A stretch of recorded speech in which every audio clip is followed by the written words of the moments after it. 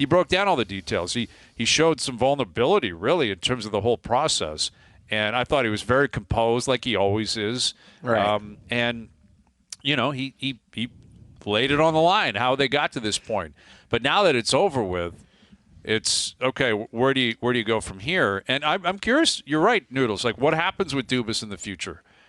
What other jobs are available? There won't be a job like this because it's very unique, right? Because of their history, because of the losing, because of the amount of money that's available. The money, that's the thing, the blank check, being able to do whatever you want, as far as making things go away, sign people, oversign, do all of that type of stuff. And by the way, I just saw the picture that was posted. It's not what I expected whatsoever. I was expecting Hayes, the hungry picture on day one of This TSN is more Radio. serious. That is a serious picture. That's Tommy Callahan trying to sell some brake pads somewhere in the Midwest. That's a clip-on tie. Yeah. I love it. He's got to keep the plant alive back in Sandusky, Ohio. That's what that is. All right, here's Darren Dreger, our TSN Hockey Insider. Dregs, we heard from Shanahan. Were you at all, surprised, taken aback by the amount of detail Shanahan supplied today and the back and forth with Dubas that dated back more than a year?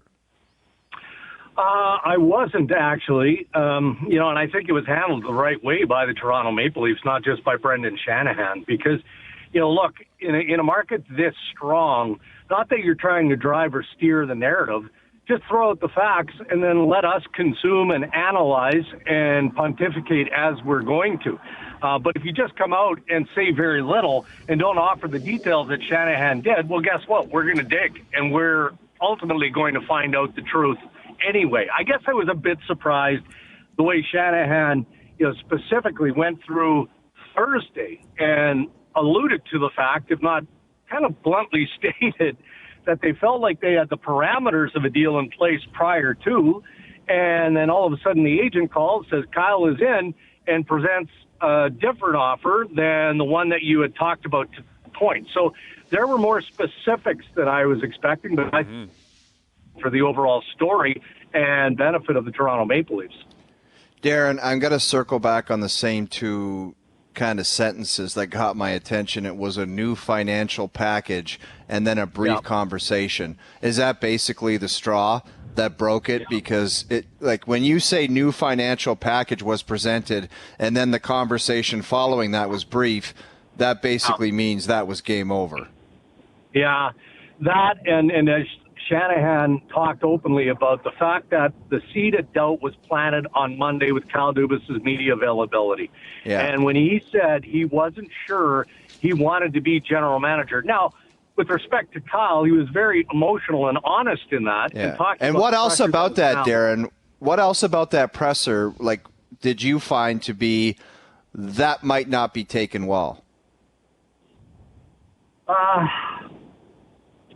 Yeah, that one really jumped out to me because I it was surprising when I heard that he felt like he may need to recalibrate, right? So in that position, that's not a guy who's looking for leverage here because he doesn't like the way the contract negotiation is going.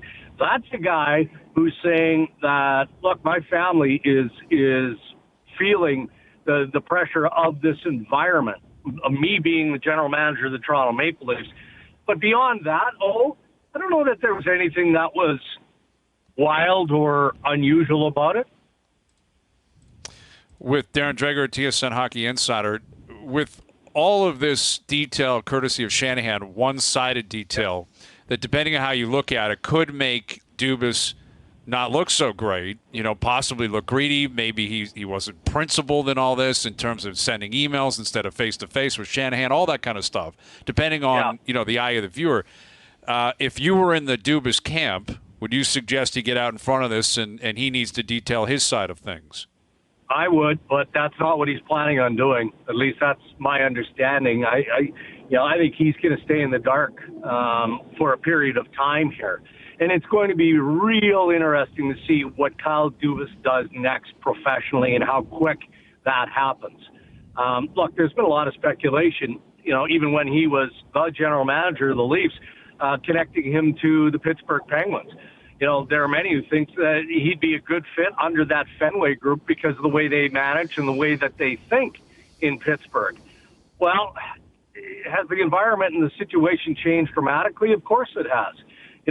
But the parameters of the deal that they were originally talking about to extend Dubas in Toronto, I'm told, would have put him in the upper echelon of general manager salaries. I don't know what that is. Is it $4 or $5 million per year? Yeah, that's probably in the vicinity. So what did his counteroffer look like yesterday? It must have been significant. So now he doesn't have any of that. He's unemployed. I don't think the Pittsburgh Penguins or another team in the National Hockey League are going to buck up to what his level of expectation was from the Toronto Maple Leafs. So all of a sudden this turns into a financial situation for Kyle Dubas. Yeah, Dregs, that's kind of what I brought up before, and it was, again, we're getting one side of the story, but from what Brendan Shanahan laid out, and let's just take a look at the last week of how this unfolded or allegedly unfolded, it's not a good look for Kyle Dubas. So if I'm another team or multiple teams that could be looking at his services, does it make them have a slight pause going, hold on a second here, we don't really like how this week unfolded for him as he ended up leaving the Toronto Maple Leafs? Yeah, it could, Noodles. It could. I mean, it could have been a costly experience for Kyle Dubas, financially speaking here, right? Well, we'll see. Again, I think that he's earned enough respect across the National Hockey League that he will be employed somewhere in some capacity next year. But money left on the table, I guess that's up to whatever team decides that, they want to bring Kyle Dubas in whatever capacity that is. I look at Pittsburgh and we know that they've got a general manager opening and we know that they've got a president opening. So which job does Kyle Dubas want? If he's invited into the process, it seems like they're a ways down the path with some of the candidates that they've interviewed. So it'll be interesting because, look, this has been a bizarre week from beginning to end. Again, I go back to Monday. That was surprising, if not borderline shocking, for a lot of people to watch Kyle Dubas. And then you fast forward to, today, less shocking because the Toronto Maple Leafs were forced to wait until yesterday for Dubas to declare that, okay, yeah, I'm interested. Well, the days that passed, that simply allowed Brendan Shanahan to look at the reality of the Toronto Maple Leafs situation. I think, guys, we can all agree heavy lifting is required here. And I think Dubas has been a fair negotiator as general manager. I don't think he's been a hard negotiator. And I think we can soundly say that, when he gave Austin Matthews the 5-year term, that turned the National Hockey League upside down. It did. And then Mitch Marner gets what Mitch Marner gets. And now we're looking at what's a William Nylander deal going to look like, and the core has to be broken up. So that's why Shanahan needs an experienced man to come in and do this work. It's going to be heavy lifting for the new GM coming in.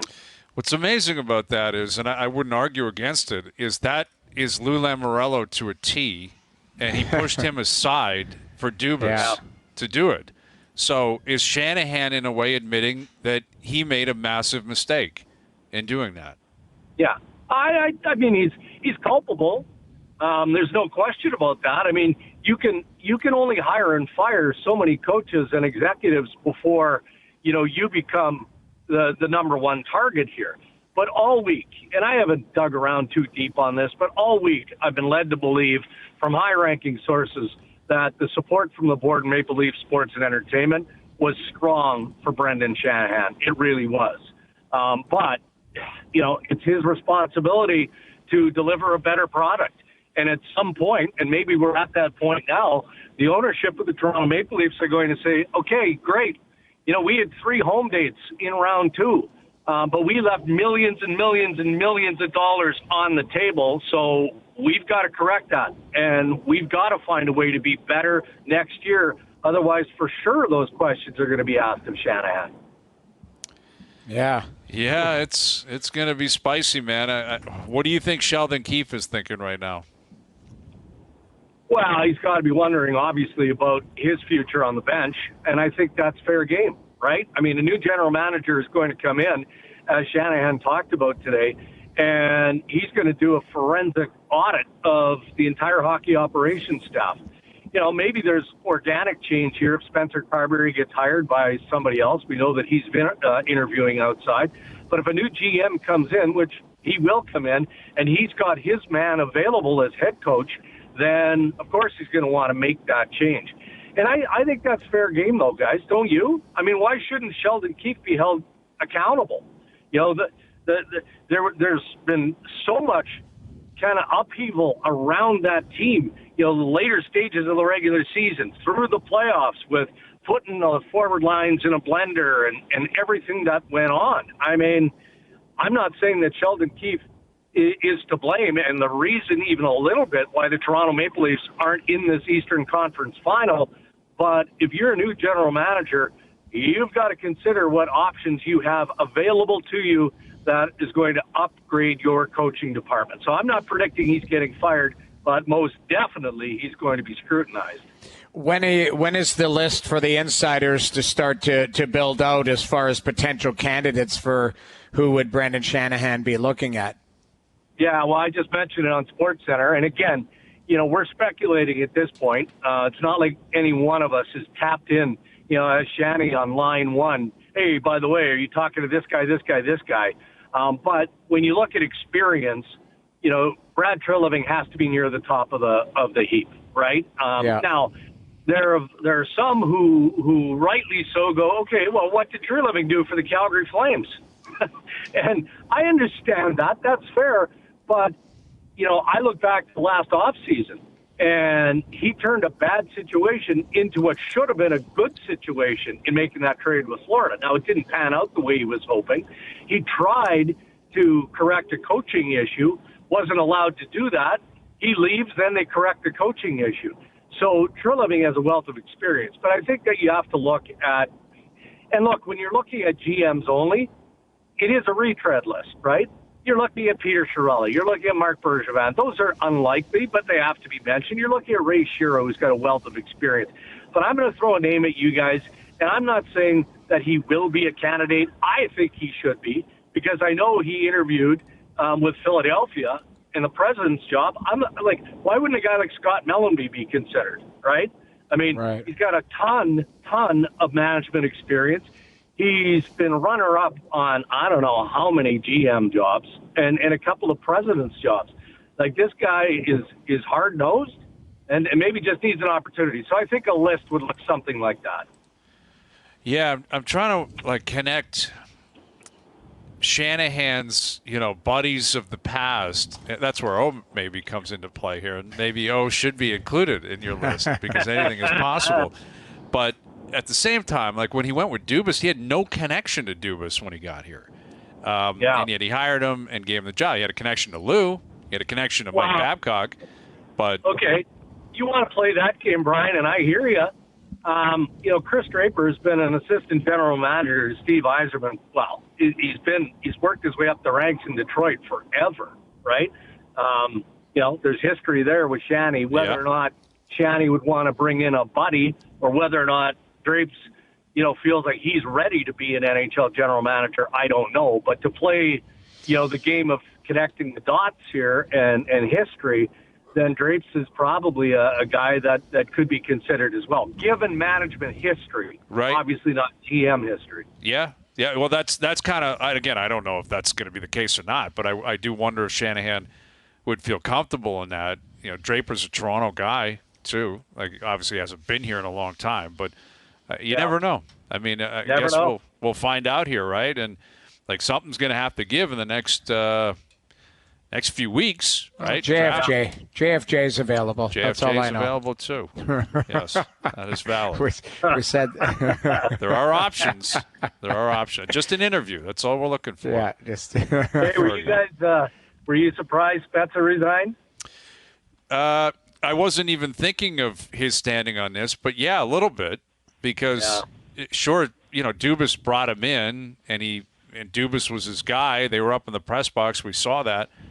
But I don't know. Like, what does that say about Spezza and where he wants to go in the game? Like, what's he going to do next? It's a good question. We don't know that. And, we'll have to wait and hear from Jason if we ever do. I'm sure he'll fly deep under the radar here. What I know is he was deeply connected with Kyle, right? I mean, joined at the hip is how it was described to me. And that doesn't make it a bad situation, but I think we can understand if that's the case, and I believe that was the case, why he would say, all right, well, I'm just going to take a step back. I'm going to focus on my own family, spend time with my kids, and maybe revisit an opportunity down the road in management. Yeah, exactly. He's been in the game for a long, long time, and he's got a young family, and yet he's set up here in Toronto. So, the idea that maybe he's following Dubas somewhere, I don't know. I guess that's I mean, what are the chances Dubas has something in his back pocket, Dregs? Like, even with all this going down, would it be shocking if by this time next week he's announced he's gone somewhere else? Because he said he's not popping up. Yeah, but I would say that I would suggest that can be rescinded because he can argue I wasn't the one that was told I'm not sticking around. Exactly. Shanahan punted me, not me. Everything changed here, though, guys. Everything. On Monday, you're right, he said he's not popping up. He needs to recalibrate.